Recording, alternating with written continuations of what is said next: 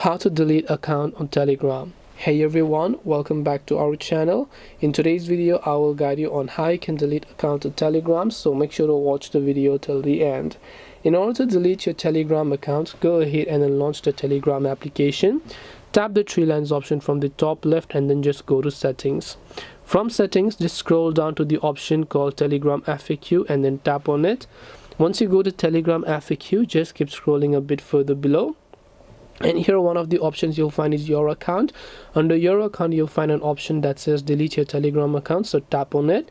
And over here you can see what happens or how to delete my account. You'll find the little button that says deactivation page, so you can tap the deactivation page option, where first of all you have to again enter your phone number. So make sure to enter your phone number in an international format. In my case, my international format is +977.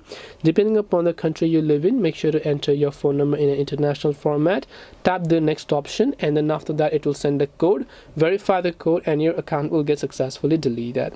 This way you can basically delete account on Telegram. Hope this video was helpful. If you have any questions, feel free to leave them down below. Thank you for watching till the end of this tutorial and see you soon in our next video.